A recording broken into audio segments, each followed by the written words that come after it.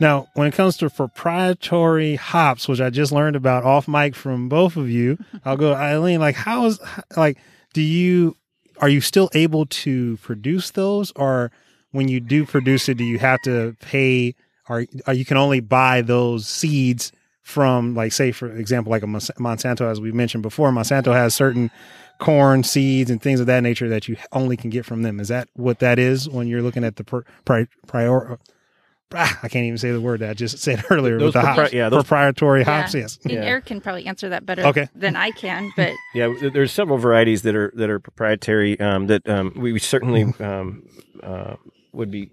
Massive. There's certain varieties that are proprietary, and those come from co-ops and groups that have invested to breed those varieties, and so they put the money in to do that, and so they typically stay within. If you're going to produce those, you're part of a group that the co-op that's produced those hops.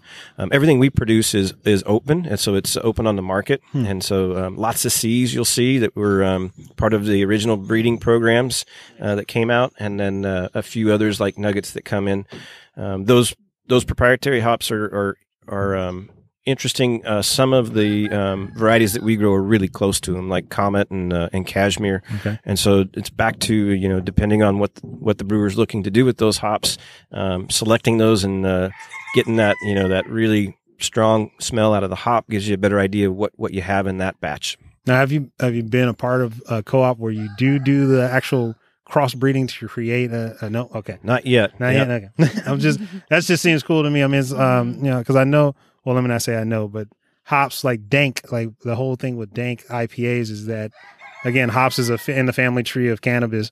So you get that more danky, almost weed smell to it. So it's just surprising to hear from me that you have co-ops where literally like, we're going to take these two strands and try to come up with something new, which I think is cool. Mm-hmm. It's amazing. Now, when it comes to brewers, are you focused more so on, say, the small size, the mid size, the home brewers? Like who's your market, and how is that going right now in the time of COVID? Yeah, part of what we're doing is we've been working a lot with smaller breweries, more craft brewers that want something a little more unique, and we think that's important because one of our biggest things is supporting local and seeing people that have a passion in what they're doing and making sure that we can offer something that would be in aligned to their own values. And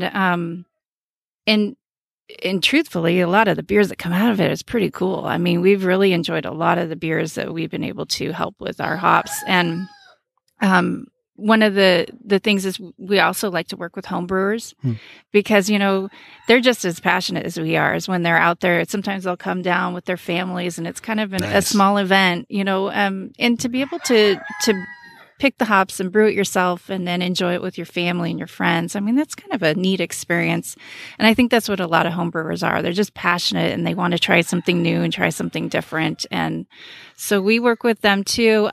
We've done a contract with another brewer for this year, but it didn't work out because of COVID. Things change and we completely understand that. I mean, none of us knew this back in the, earlier in this year. Only February from, it seems so long ago. Yeah, we don't, we anticipate next year working with a lot more craft brewers, and we've worked with some out of the Bay, some down in Paso Robles, and even here in Hollister, we have some really great small brewers coming up and starting to open up, and we work with them too. And I think I can speak for Erik on this too, but we really have enjoyed creating those relationships. These people are very passionate about what they're doing, and they appreciate how hard we're working too out in the field to provide just, one ingredient for that beer. Very key ingredient for many people, just like malts. I'm a malt head. I got a bias, but hops, you just, if they're put into the beer in a way to where you're getting more of the flavor, like that smell with this hops, again, what was the name of this hop? Cashmere. The Cashmere hop. When the nose on that was like, I'm about to drink a hazy IPA, but that's good because a lot of people, when it comes to beer and they think of IPA as too hoppy, it's because they're not getting the actual flavor, depending on when the brewer throws the hops in. So I think that is amazing that you have that. And I didn't even know Hollister. See, again, now Hollister, I got to come out here even more and meet all the brewers there.